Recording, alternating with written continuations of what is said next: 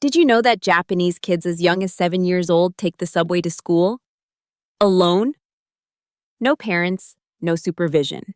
And here's the crazy part. It's completely normal. While parents in the West panic about letting kids walk to the neighbor's house, Japanese children are navigating entire cities independently. How is this even possible? The secret lies in 7 powerful parenting rules that Japanese families have perfected over generations. Rules backed by psychology, proven by results, and honestly, they'll completely change how you think about raising kids.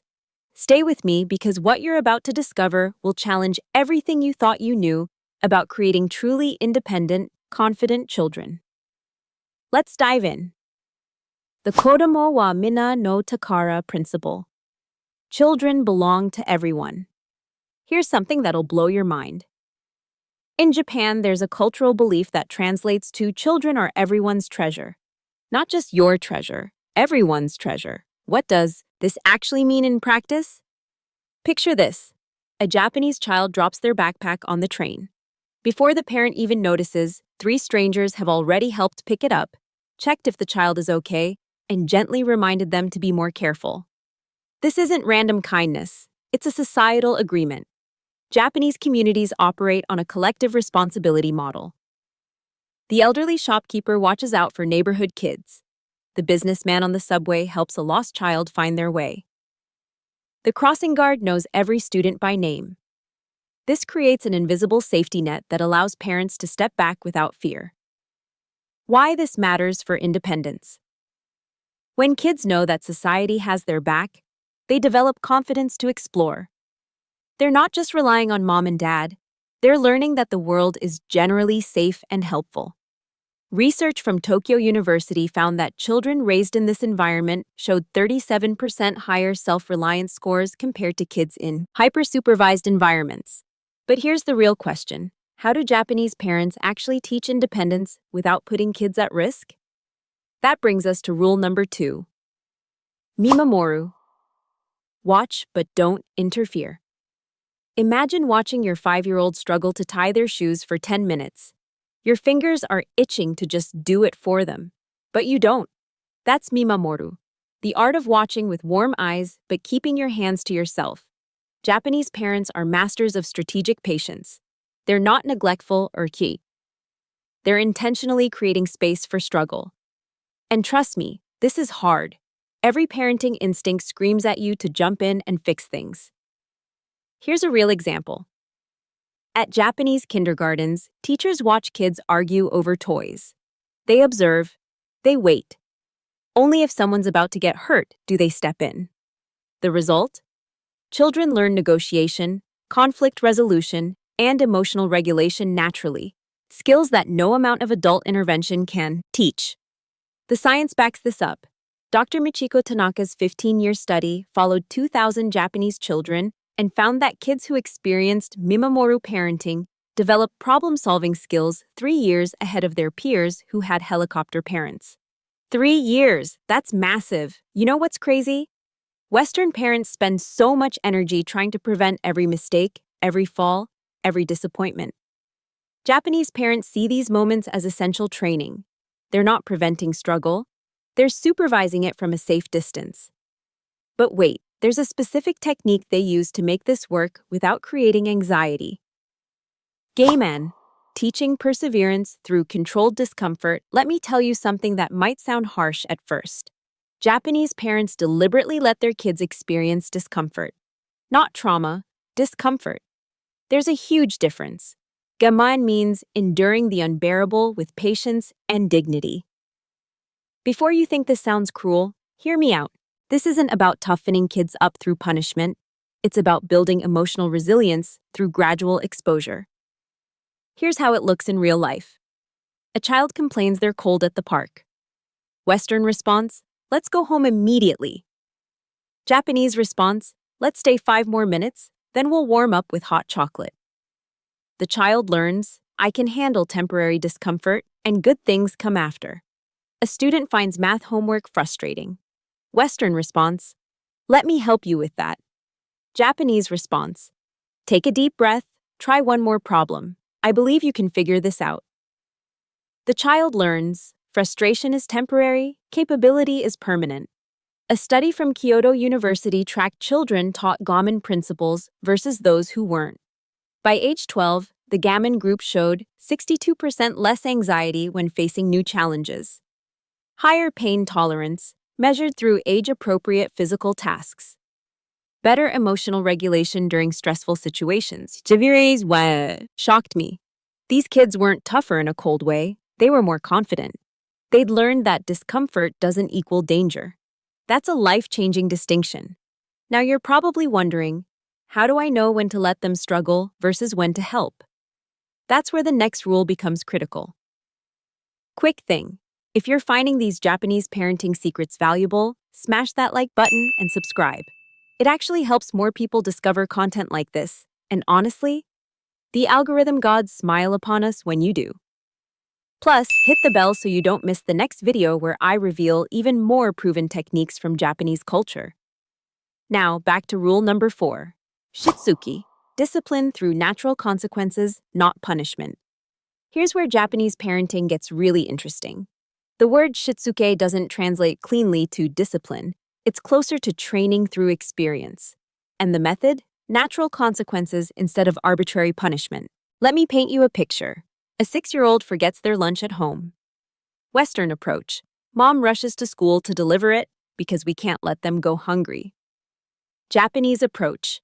The child experiences hunger that day, learns the consequence, and never forgets their lunch again. Sounds tough, right? But here's the genius. The lesson comes from reality, not from an angry parent. The child doesn't resent mom or dad. They learn cause and effect. They develop internal motivation to remember next time. Real-world example. Japanese schools have a practice called toban.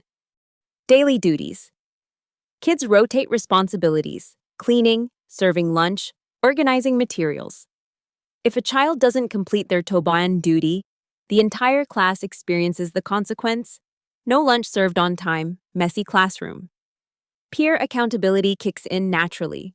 No adult needs to nag or punish. The psychology here is brilliant. When consequences are natural and logical, kids develop intrinsic responsibility. They're not being good to avoid punishment.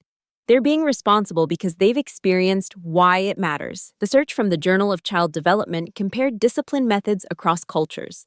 Japanese natural consequence methods resulted in 41% better long-term behavior retention, lower defiance rates in teenage years, higher self-discipline scores in adulthood. But wait, it gets better, because Japanese parents combine this with a communication style that changes everything. Hansei, reflective thinking instead of scolding. Okay, imagine your kid just drew on the wall with permanent marker. Your blood is boiling. What do? Western instinct. Why did you do that? You're in trouble. Go to your room. Japanese approach. Sit down with the child. What happened? What were you thinking? What do you think we should do now? How can we fix this together? This is Hansei, structured reflection. Instead of shaming or yelling, Japanese parents guide children through a process of self-evaluation. And trust me, this is way more effective than punishment. Here's why this works. When you yell at a kid, their brain goes into defense mode. They shut down. They're not learning. They're just trying to survive your anger. But when you ask reflective questions, you activate their prefrontal cortex, the part responsible for reasoning and self-control.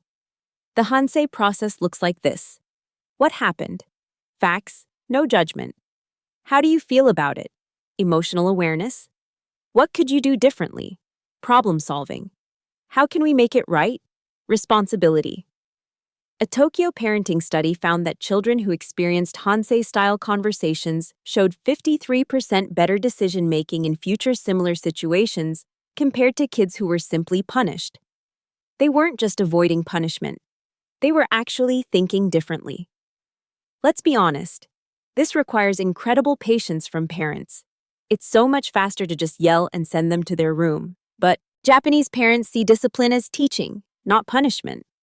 Every mistake is a training opportunity. But here's where it gets really interesting.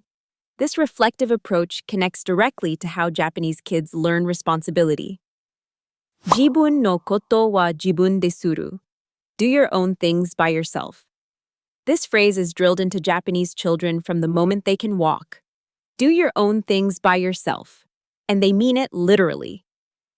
Check this out. In Japanese elementary schools, there are no janitors. 0. The kids clean everything: toilets, hallways, classrooms, cafeterias, 7-year-olds mopping floors, 10-year-olds scrubbing bathrooms. And they do it every single day. Before you think this is child labor, understand the philosophy. When you clean your own space, you learn to respect it. When you serve your own lunch, you appreciate the effort. When you're responsible for your environment, you become a responsible person. Real-world impact. Japanese homes operate the same way. A typical 8-year-old's responsibilities include packing their own school bag, parents don't check, preparing their own breakfast, laying out their clothes the night before, managing their homework schedule, organizing their room. Western parents reading this are probably thinking, but my kid can barely remember to brush their teeth. Exactly, because they haven't been required to. Japanese parents believe capability comes from expectation, not age. A fascinating study compared Japanese and American 10-year-olds on daily life skills. Japanese kids, 87% could prepare a basic meal independently. American kids, 12% could prepare a basic meal independently. That's not because Japanese kids are smarter. It's because they've been expected to do it since age 5. Expectations become capabilities. You know what's crazy? This isn't about creating little servants, it's about building self-efficacy. The psychological term for I am capable of handling my own life. That confidence, it's priceless. But wait, there's something even more surprising about how this independence training connects to emotional development. Amae, the balance of independence and healthy dependence. Here's the plot twist. After all this talk about independence, Japanese parenting actually embraces Amae, a concept of healthy emotional dependence. Mind blown, right? Amae means the ability to presume upon someone's love, to act a little spoiled, to seek comfort, to be vulnerable. Japanese children are encouraged to be fiercely independent in tasks, but emotionally connected to their parents. This is the secret sauce that prevents the independence training from feeling cold or harsh. Japanese kids know, I can do hard things alone, and I can always come home for emotional support. Picture this. A Japanese child navigates the subway alone, manages their homework, cleans their school, totally independent. But when they get home, they might curl up next to mom, act a bit childish, seek physical comfort. And that's not just accepted, it's encouraged. Western psychology often treats dependence as weakness. Japanese psychology sees it as the foundation of the emotional security. Dr. Takeo Doi, who coined the term Amae, explains, true independence comes from knowing you have a secure emotional base to return to. The research is compelling. Japanese children show lower anxiety rates despite high independence expectations, stronger family bonds that continue into adulthood, better stress management because they have emotional outlets. This balance is everything. Independence without emotional security creates anxious, disconnected kids. Emotional security without independence creates entitled, incapable kids. Japanese parenting threads the needle perfectly. Here's what shocked me most. Western parenting often treats independence and connection as opposites. You're either coddling or you're building independence. Japanese parenting says, why not both? Be independent in action, dependent in emotion. The practical application? Expect your kids to handle age-appropriate tasks independently, but also create rituals of connection, bedtime cuddles, morning hugs, emotional check-ins. Don't confuse physical capability with emotional self-sufficiency. So let's recap what we've discovered. Japanese parenting creates independent kids through community support, everyone watches out for children, strategic non-interference, Mimamoru, building resilience, Gaman, natural consequences, Shitsuke, reflective thinking, Hansei, personal responsibility, do your own things, and balanced emotional connection, Amae. These aren't just cultural quirks, They're proven methods backed by decades of research and millions of successfully raised independent adults. Here's my question for you. Which of these rules challenges your current parenting approach the most? Mimamoru, watching without interfering, or Shitsuke, natural consequences? Drop your answer in the comments because I'm genuinely curious which one resonates with you. And if you're thinking about implementing any of these, start small. Pick one rule. Try it for 2 weeks. Watch what happens. The transformation might surprise you. If this video opened your eyes to Japanese parenting wisdom, smash that like button and subscribe because there's so much more to explore. Hit the bell notification so you don't miss what's coming next. Speaking of what's next, if these parenting rules fascinated you, you're going to love what I've discovered about Japanese preschools. In my next video, I'm revealing 7 Japanese preschool rules that build resilient kids. And trust me, some of these will absolutely shock you. We're talking about practices that sound impossible but produce remarkable results. You won't believe what 3-year-olds in Japan are capable of doing independently. Thanks for watching, and remember, independence isn't about pushing kids away. It's about giving them wings while keeping the nest warm. See you in the next one.